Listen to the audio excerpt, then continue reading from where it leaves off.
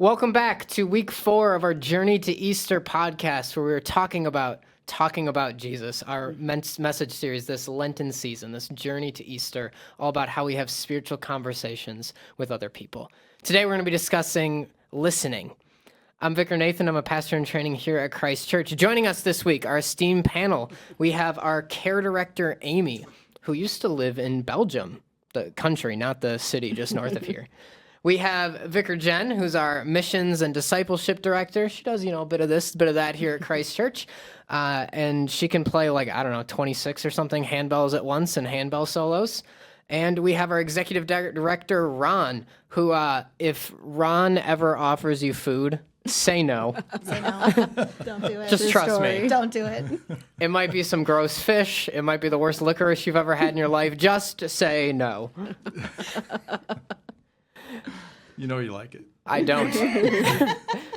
Of course, we're talking about Jesus, though, and as we've done every week, we're talking about stories about when talking about Jesus has gone wrong. And Jen, last week you promised that you had one for this week. So I've been waiting all week. I've been waiting one whole week to hear this story.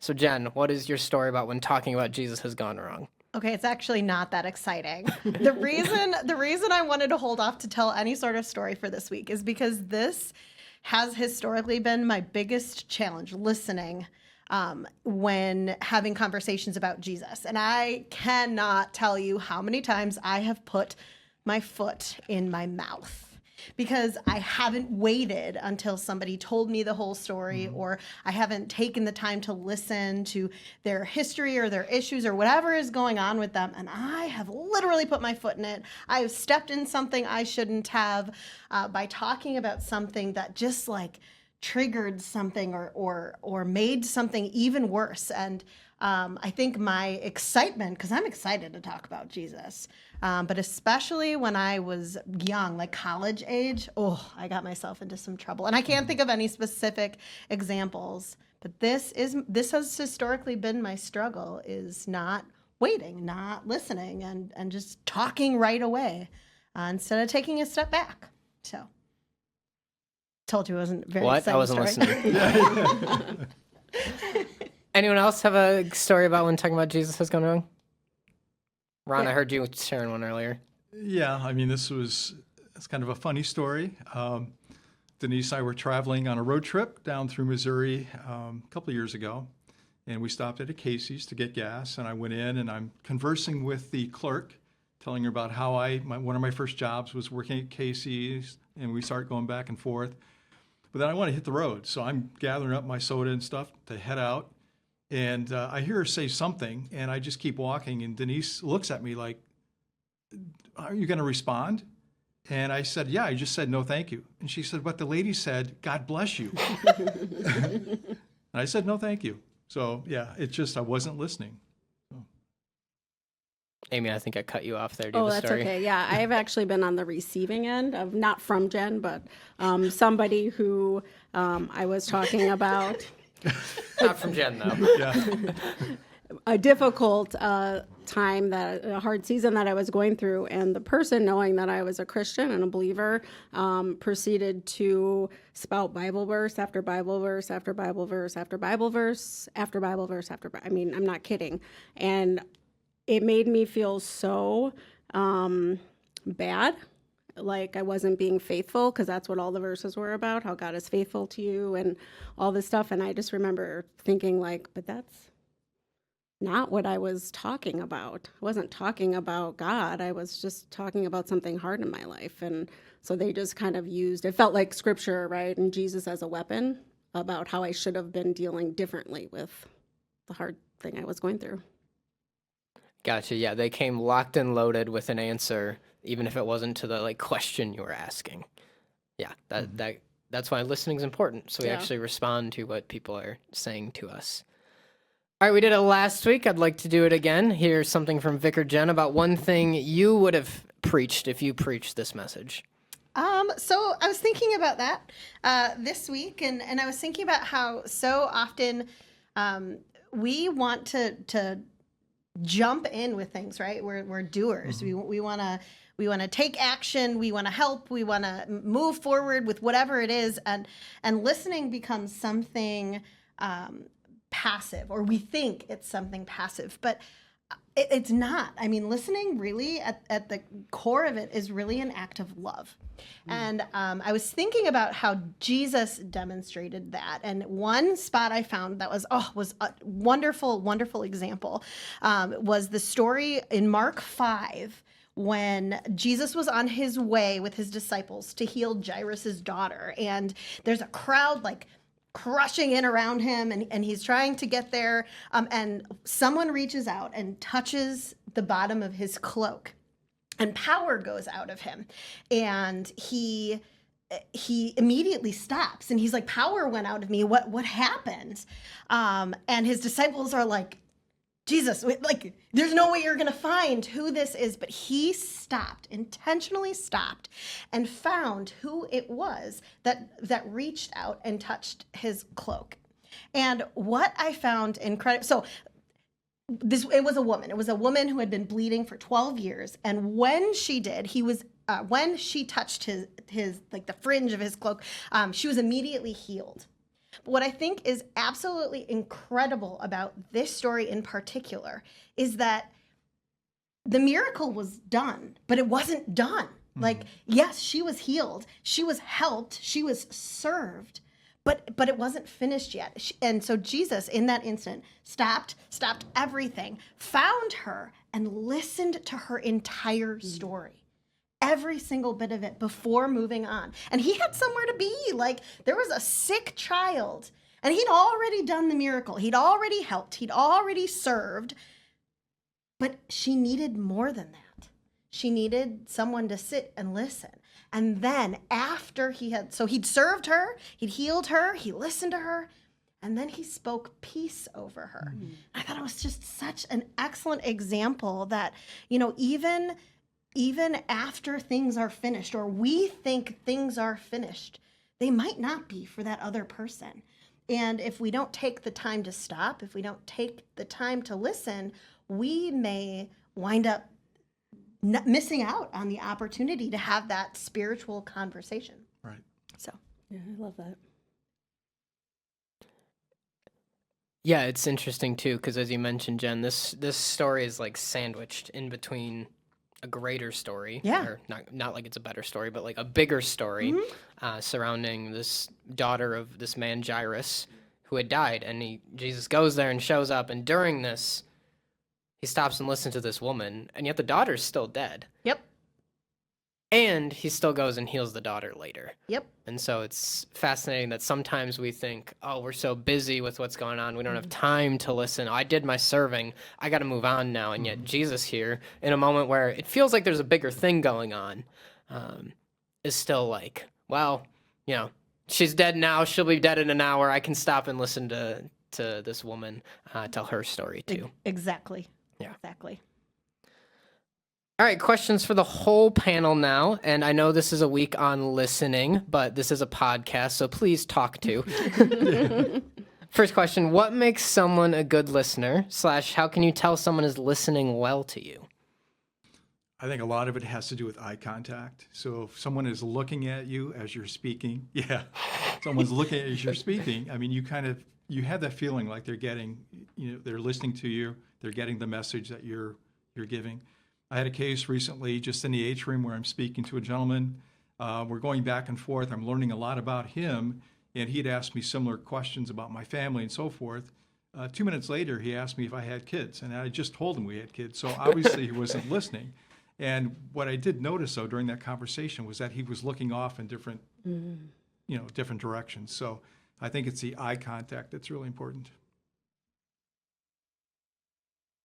Yeah, I think the eye contact, paying attention to someone, but I think it also is not being distracted in your thoughts either, right? Mm-hmm. Like thinking about other things that are going on, thinking about what's going on with you, and also something that I think can really get in the way of listening well is sometimes our thoughts are assumptions we're making about what the other person is saying, or even judgments about what we're hearing.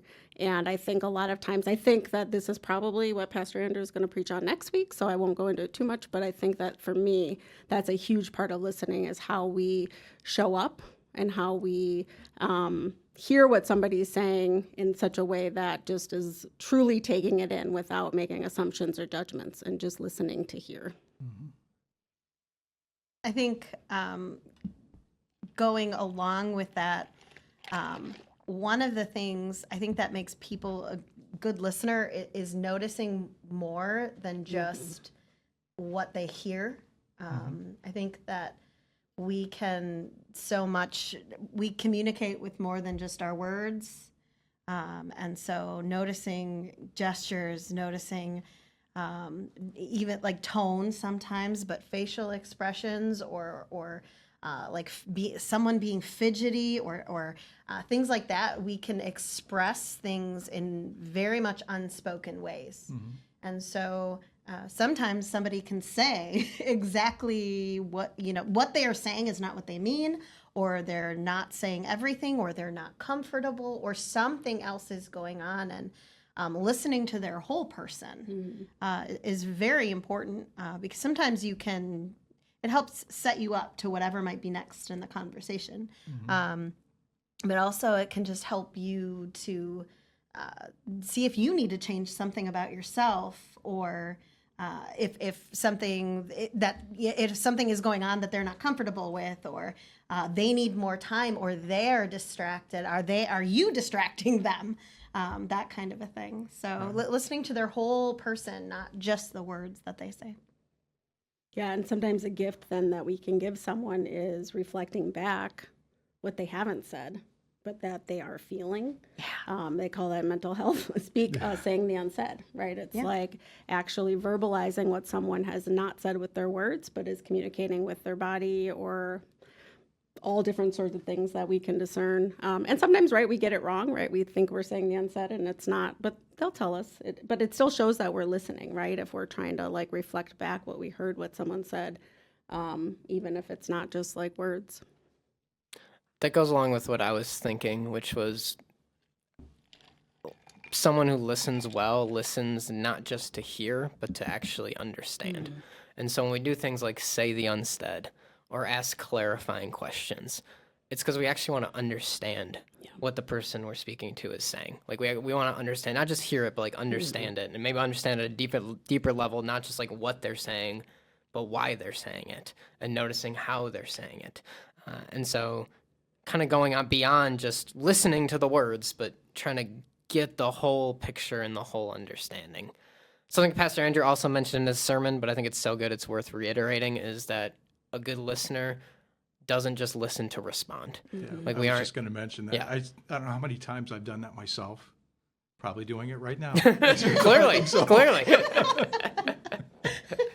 Yeah, it's so easy to do, right? And in one way it makes sense. Like that's how conversations work. Someone talks and then another person talks, and so we should have a response.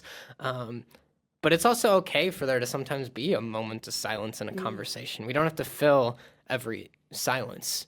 And that's important too, that even when we're the speaker, so to speak, in a conversation, it's okay to speak and then let it breathe for a little bit. Obviously, if this is like a deeper conversation of some way, let it breathe for a little bit. Give that person a chance to process what you said, try to understand what you said, and then respond. Because sometimes it's easy where we say something and maybe it's a hard thing, maybe it's a vulnerable thing, and then we get nervous or we get awkward, and so then we just want to keep talking, keep filling the space because we feel uncomfortable. But it's okay to live a little bit in that uncomfortability and just let silence breathe for a moment. A lot is said in the silence.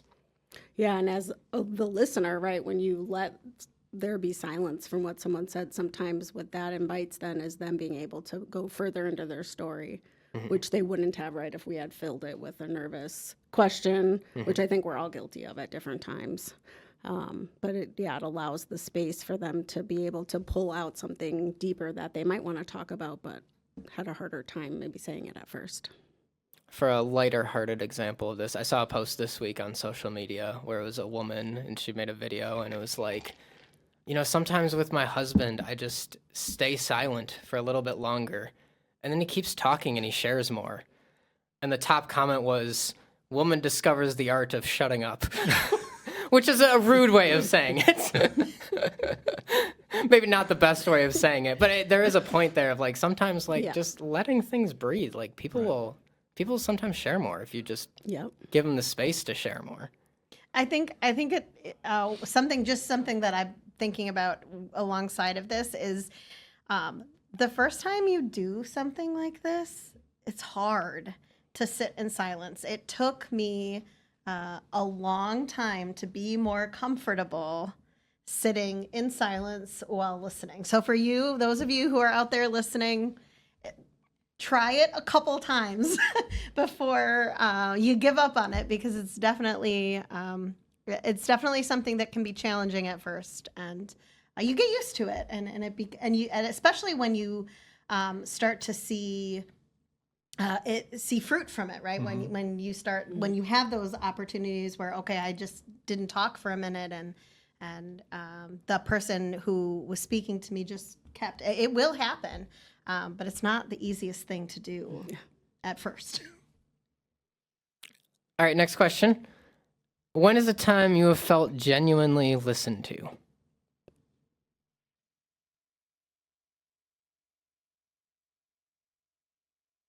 Nobody right now. I'll take. We're this. getting comfortable with silence. Yeah. That's it. I'll take this one first. So 8 years ago, I was struggling in a relationship. I was married, and there were some very not great things that were happening, and I was terrified to tell my family what was going on. Just absolutely terrified. The theology that I grew up with was divorce was the worst thing that you could do. And what was happening was leading there, and I was terrified. And I remember I called my sister-in-law, and I was like, something bad is happening, and do you have time for me to just talk to you about what was going on? And she took me to get ice cream, and we sat in the Arby's parking lot for 2 hours, and she barely said a word. And looking back on it now, I was very tons of anxiety, so like mentally ill in that moment, because I was going through trauma, and so at the moment I was just like letting everything spill out that was going on. And now looking back, 2 hours she spent in almost silence, just listening to me just vent and get it all out. And she barely spoke, and she leaned into me the entire time. And eye contact, I to this day, I'm in awe, of that experience and what that was like. Looking back at that. So I think that's the best example I have. It's exactly what you needed Yeah, at the time. it's exactly So, what I yeah. needed. So Who wants to follow that story? That's a tough story. should have gone second. So this was when I was in my early 20s, and I had a breakup. And my parents are wonderful and mean well, but really wanted to fix the heartbreak that I was feeling, right? And I think had a hard time showing up in a listening way and not a problem-solving way. And so I remember talking with one of my second moms that I had growing up, and she just listened to my story. We were in person, gave me a hug, and reflected back what she heard me say, which was, you feel heartbroken because this relationship of many years has ended, and you thought you were going to marry this person, and you feel really sad. And she sat in it with me and then reflected back what she heard from me. She didn't try to solve anything. She didn't do anything to alleviate the anxiety that sometimes we feel as the listener, right? Especially when it's our family members or someone we care about it. We don't want them to feel bad. We just want to fix it. And she didn't do that at all. She just told me what she heard me say. And I think that was I've never felt so seen or hadn't up until that point. Yeah, felt seen, felt understood, and heard. Mm-hmm. Yeah. Yeah. I'm sure you have many examples. I just can't bring one to mind right now. But Yeah, I wrote the question and I couldn't think of a great example. And we started with deep ones. Yeah, right. I mean, what I thought about was I couldn't think of a specific time, but like when when what I say actually like affects the person, where if it's like, oh, I have this problem or doing this makes me feel like this, and they actually change something. Not that like whether or not they listen depended on if they agree with me or do exactly what I want, but if it actually like affects them and they actually consider what I'm saying or they actually want to change something to help me. Not that listening should always be about making changes all the time, but just when it actually clearly like affects the person as opposed to just like, oh, I listened, all right, time's up, I'm done listening now. But it's like, oh, let's do more than just listen when it leads to something else. Verbalizing as I'm processing here, but like when the listening leads to something else, I feel like that's when I've felt listened to. Well, can I just have a quick follow-up to that? So a lot of times once we feel heard, then it actually opens up our brains to be able to problem solve for ourselves. Yep. Like we don't actually need the other person to give us solutions, but once we feel heard and understand and validated, then we're able to move into problem solving and thinking about the situation in a more productive way. So yeah, that's a great point. All right, next question. What are distractions or other things that make listening difficult? I think we've hit on a bunch of those already today, Yeah. honestly. But for me, a lot of it's just the thoughts I have in my own head. When I'm speaking to someone, I'm thinking about other things I need to be doing and not focused on what I should be focused on. Or maybe I am focused on what I should be focused on. I don't need to be listening at that point. But I think it's important that if you really want to have a conversation, that you really look at the body language, like you said before, Jen, and that you just really focused in and you're not thinking about what else is going on around you, but just on that person. It's hard to slow down, It is hard to slow down. right? Yeah. Like that's the crux of it. Like listening requires you to slow down and set other things aside. And that even means setting your own self aside and your own agenda aside. And we talked about that earlier, right? Like thinking about what you're going to say next, right? Yeah. If you're so like, how am I going to respond? What's my response going to be? You're not really tuned in. You're not really listening, and you run the risk of missing something because you're on the next thing instead of really listening to that person. Good. Yeah, I think about just busyness in general. We're so busy that we often don't feel like we have time to listen to people because I got to go get to my next activity or the next event going on. Or we get distracted by what's happening around us by just like looking around, or some notification pops up and, nothing takes you out of a conversation quicker. It takes the person talking to you out of the conversation quicker than like they're talking and you go, oh, okay. Check your phone. Or it's really easy now where it's like, it's great. We have like smartwatches that we can get notifications, but even just that, like, that's going to tell a person, oh, you don't really care what I'm saying. And so, yes, there's a time and a place for everything.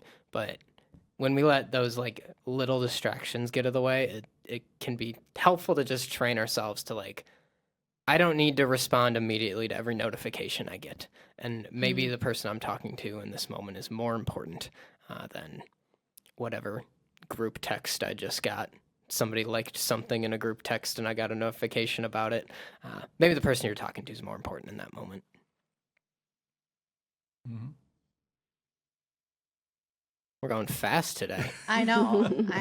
Were you going to say something, Amy? Well, I think I already said it before, but I think one of the big things that we get distracted by are assumptions that we're making about what the person's saying. And that's the whole thing, like listening to reply. We assume what we think they're saying, or we're judging what they're saying. And so we're trying to reply or correct them. And you made a great point before, right? We are listening to understand, right? Not just to be present. I mean, that's one thing, to be present, but we also are listening to understand. And so sometimes when we're listening, then we have to ask follow-up questions, clarifying questions to learn more rather than just assuming that this is what someone meant when they said it.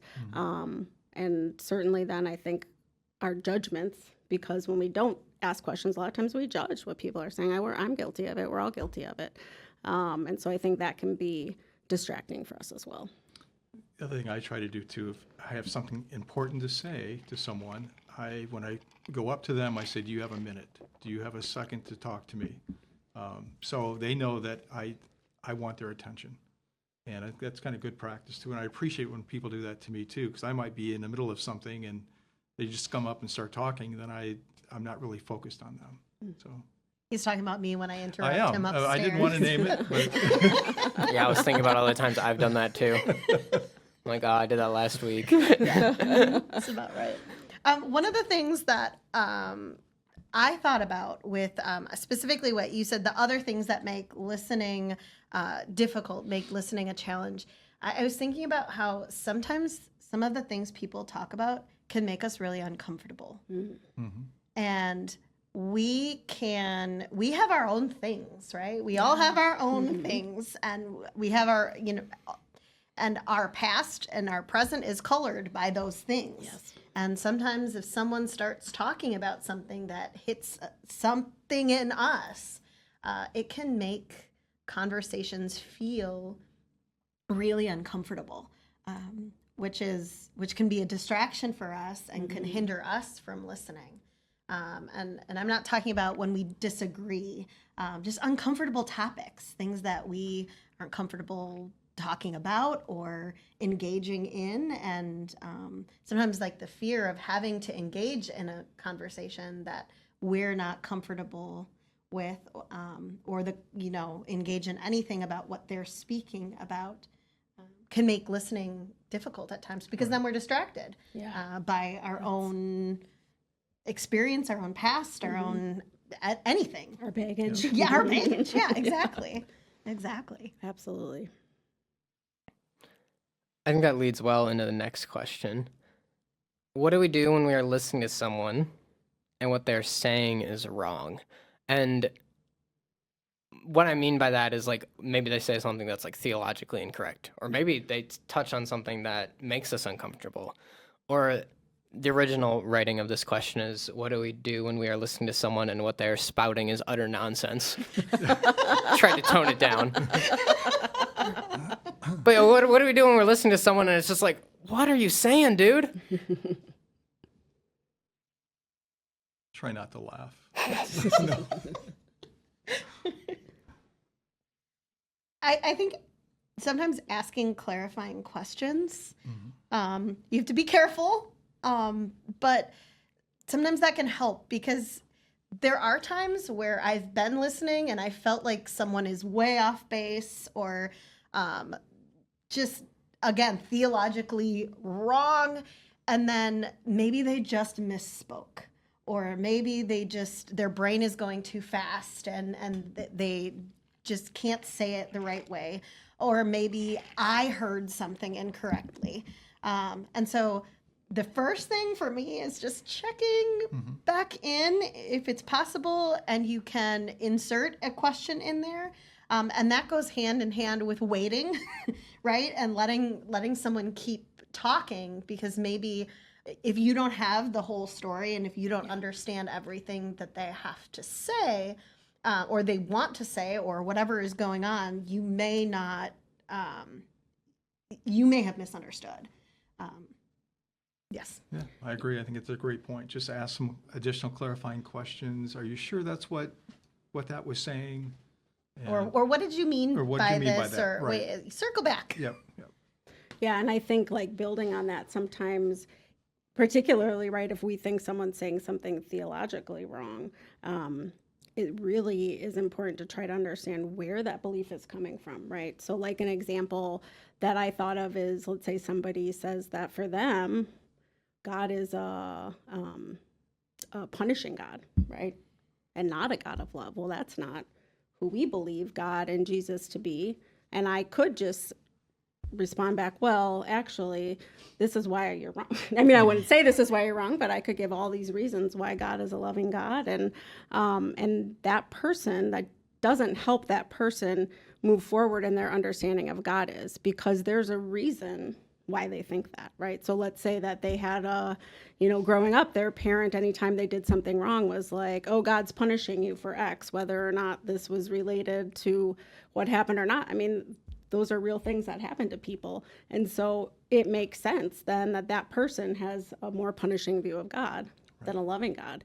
And so when we seek to understand why someone holds the belief, not just, not just to clarify, I mean, yes, it's good to clarify what they said, but also to really dig under, like, why they might believe that.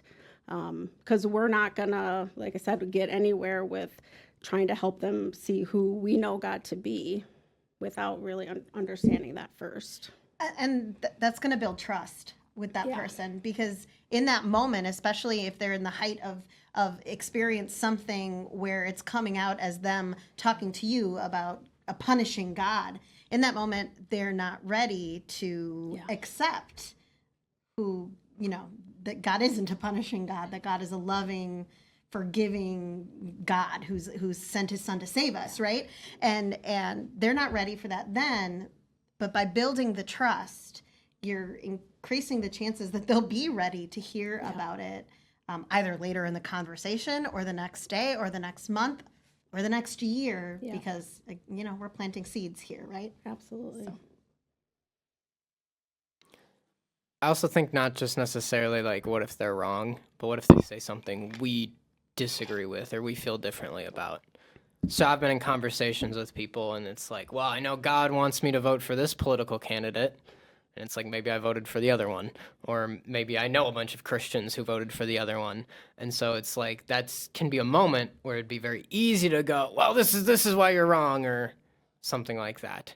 And so what do we do in those moments where there's something that maybe isn't necessarily like theologically wrong, but just something we disagree with as we're trying to talk about Jesus with people? Well, I think that we often confuse those things, and we think that what someone's saying is wrong when it's actually their perspective versus our perspective. And so I think that's where we really have to check our own hearts and our own biases and all of that to say, oh, is this really something that's wrong, or is it just something that they have a different perspective than I have? And I think that has led us thinking people are wrong when it's a perspective, right? Perspective or perception or whatever has led to a lot of the discord that we have in the world today. If we really just sought to understand and listen to what they believe without thinking, oh, well, that's wrong because I don't agree or I don't believe the same thing. Well, and listening doesn't mean you agree. Correct. At all. It doesn't mean you agree. And sometimes it gives you the opportunity to not have to insert yourself too greatly in something that might make you uncomfortable, is by simply, instead of inserting your opinion or perspective, by understanding theirs better and, oh, tell me about your perspective. I'd love to hear more about where you're coming from there and or just saying, thank you for sharing, helping me understand your side of things or your perspective. Right? Yep. Yeah. I can think of two stories from the Bible that kind of get to the same point here, which the point is it's more important to share the gospel than to be right. And whether or not it's like perspective right or literally right, it's more important to share the gospel than to be right. So one of them, Paul, is in the letter of 1 Corinthians. This comes from 1 Corinthians 10. But he's basically asked, like, what do we do about food that was sacrificed to idols? Like, should we eat it? So they're in like a Greco-Roman society, so maybe this food was sacrificed to the Greek gods or the Roman gods or something, and it's supposed like offered to them. Like, are you allowed as a believer in Jesus to eat this food? Like, would that be idolatry? And Paul basically responds with, yeah, you can eat it. It's fine. It's sacrificed to a god that doesn't exist. It doesn't matter. Like, you can eat the food. Like, you can thank God for it and eat it, and it's fine. And if it's going to harm someone else's relationship with God or put up a barrier between them and the gospel, it's not worth doing. And so he says all this, and then verse 31, he says, so whether you eat or drink or whatever you do, Do it all for the glory of God. Don't give offense to Jews or Gentiles or the church of God. I, too, try to please everyone in everything I do. I don't just do what is best for me. I do what is best for others, so that many may be saved. And you should imitate me just as I imitate Christ. And so that's like an extended passage, but that first verse, whether you eat or drink or whatever you do it all for the glory of God. And what Paul's saying here is, what's more important for the glory of God is to spread the gospel than to be right. I also think of Jesus in Matthew 22. It's kind of a little more famous of a story, but the Pharisees are trying to trick Jesus, and they ask him like a no-win question, and they ask him like, is it right to pay taxes to Caesar? So they're the Jewish people living in the Roman Empire, and they're asking like, is it right to pay taxes to Rome? And Jesus is kind of in this no-win scenario, because if he says yes, well, then the Zealots, the group of Jewish people who hate Rome and want to like violently overthrow Rome, are going to get really mad at him, and maybe even say like, see, he's not the Messiah, because the Messiah was supposed to come to conquer our enemies. And if he's saying pay taxes to them, well, then he's clearly not the Messiah. And if Jesus says no, well, then he's in trouble too. Because if he says no, well, then Rome's going to be mad at him, obviously, because he's telling people not to pay taxes, and they're probably going to crucify him, which they end up doing anyway. And so he's kind of in this catch-22, as if he says yes, he's in trouble. If he says no, he's in trouble. And so he gives this third answer, and he says, whose picture is on the coin? And they're like, it's Caesar's. And he says, well, give to Caesar what is Caesar's, and give to God what is God's. And so he's trying to just appease everyone here, come up with this third answer of like, yeah, you can pay taxes, even if he doesn't necessarily have to pay the taxes, because he's God living in the promised land. The Jews are living in the promised land. It's more important in this moment to be able to find opportunities to share the gospel than to be right. There's another time where Jesus asks, is it right to pay the temple tax or not? And Jesus is like, well, I'm God and the temple's to honor God, so you don't really, I shouldn't really have to pay the temple tax. And also, here's some money. Mm-hmm. Really, he does a miracle and pulls it out of a fish. But here's some money, because it's more important to preach the gospel right now than to be right. And so when I think about this, I think about how when we're listening to someone, it's going to depend on the context. It's going to depend on like our emotional intelligence of understanding what is going on. But sometimes we got to let some things go, because it's more important to talk to them about Jesus than to talk to them about this like little sub point, or to talk to them about their like political sub opinion within their faith, or to talk about a little theological detail. It's more important to share the gospel in that moment. And sometimes correction can be helpful. Paul says the Bible is like useful for correcting people, and I don't think we're supposed to correct people to like, see, you're wrong and I'm right. But sometimes if someone does have that view, as you were saying, Amy, of like God's a punishing God, and if they're ready to hear it, by showing them, yeah, sometimes God is a God of justice, but overall, when we look at the whole course of Scripture, God is a loving God. When we show people that can actually strengthen their faith. Yeah. Mm-hmm. And so the emphasis isn't about being right. The emphasis is about helping that person we're talking to. Well, and helping them where they are. Yep. And trusting God, that he will help us through it, that he'll help us, that, the Spirit will help guide us in that moment, because, God is the one who's going to change hearts. And so, trusting God to, during those conversations, and again, listening is it's what we're here talking about today, right? And allowing stepping back from whatever it might be, and giving the space to whatever the situation is. Yeah, I think that's a great point, Nathan, because with listening and with showing up and being present with someone and hearing their story and validating why they might believe what they believe, we then open up space. We build trust, like you said before. We build trust with them and get to a place where then we are able to share the gospel and say, can I share who God has been for me in my life? Amy used the word validating. Can you talk a little bit more about that word and what it actually means as opposed to what sometimes we think it means? All right, so this is one of my most favorite tools for mental health, and also one of the most, I think, misunderstood and hardest to do. So that's, but it's also one of the most effective when we can do it. And so basically, a lot of people think validating means that we're saying that we agree with what the other person is saying.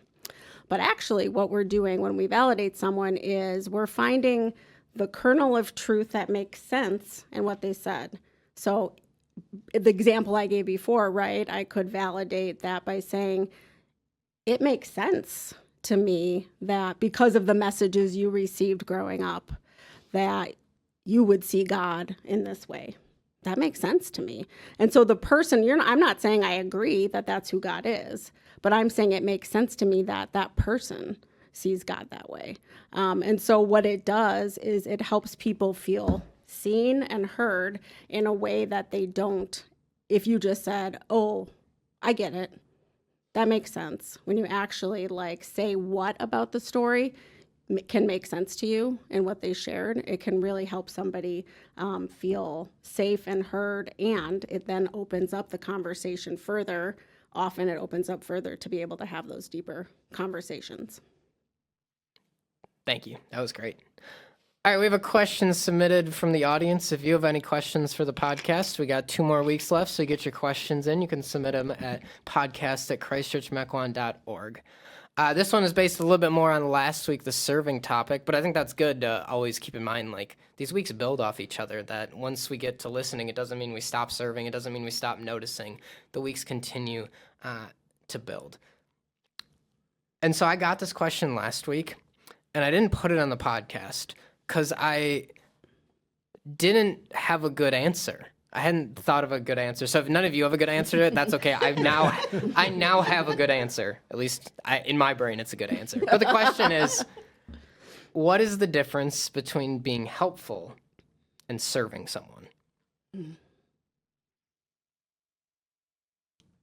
What I think that means is that I can be helpful. I can be doing stuff for you. I can be,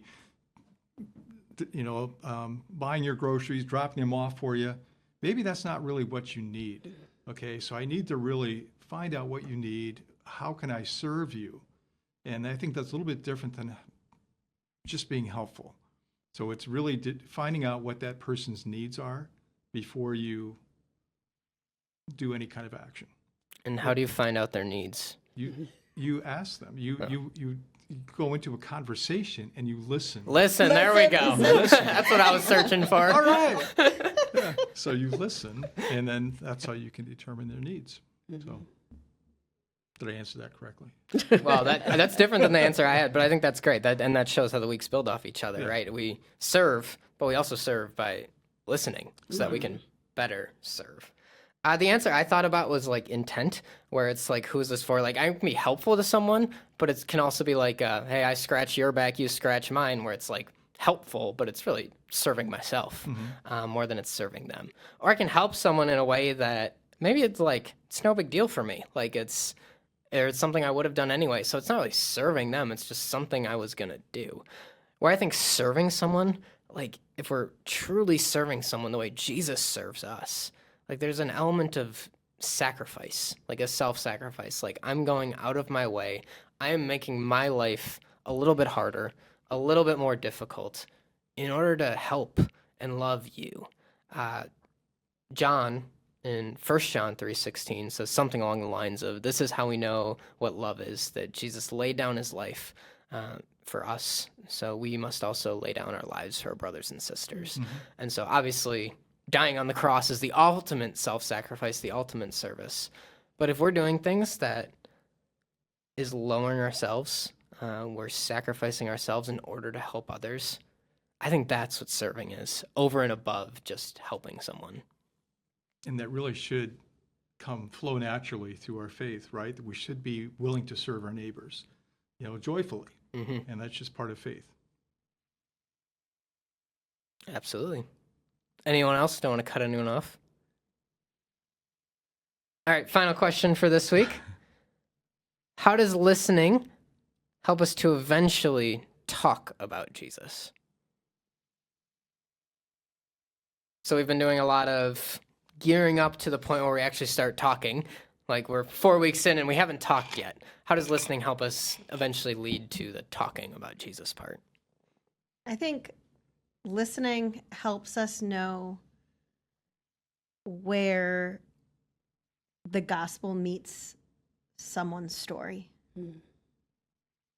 And if we don't listen, we don't really know where the gospel will meet them. Yeah, that's what I got. I think that's a great way of saying that. That's really beautiful.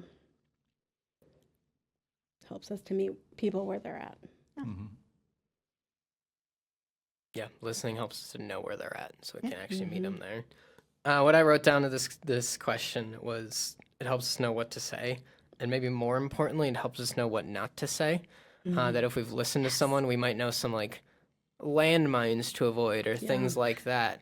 Where hey, maybe we know like someone didn't have a great relationship with their dad, and so maybe when we're talking about God the Father, it's helpful to know that so we don't accidentally step on any landmines there. And it's not that we avoid talking about God the Father altogether, but it just helps shape how we do it in a helpful way for that person. I really appreciated what Pastor Andrew said during his sermon, and that if someone is sharing with you, you don't need to jump in and start sharing about yourself. Okay, just listen to them. Listen, find out where they're coming from, find out what their needs are. But you should avoid just jumping in and starting to talk about yourself. It's good. Any more thoughts to this question? Any final thoughts for this week? Anything that you haven't said yet that you feel like the world needs to know about listening as we talk about Jesus? Sorry, I actually do have another answer Yeah, to that, go but for it. came to me right after you moved on. Go for it. I think the other thing that listening helps is because a lot of times people that don't know Jesus or have turned away from their faith or have decided that they don't believe because of things that have happened in their lives or in the lives of other people that they care about, is that when we listen and they're able to get out the pain and the hurt that they feel, right? That they're able to verbally express it and have someone hear it. It can then, and we kind of talked about it before, but like can then open up space where they have space to hear it. And I always think of it as like our body getting filled up. And so when we've gotten out this pain and this story and someone has heard it and validated it, then we then have free space in our brains and in our hearts to maybe actually be able to receive and hear what somebody has to say about Jesus. So sorry. That was great. Oh, yeah. Okay. Any other final thoughts? Going once, I'm good. going twice. No final thoughts. Sold. We're ready to listen to you. Yes. We're ready to Yes. listen to me. Yep. And we're ready to end the podcast then. So thank you for joining us for this week of the Journey to Easter podcast. For myself, Vicar Nathan, for Amy, for Jen, for Ron, for Joe on cameras, for John in the back. Thank you for joining us. We invite you back next week for week 5 as we wonder. We'll see you next week.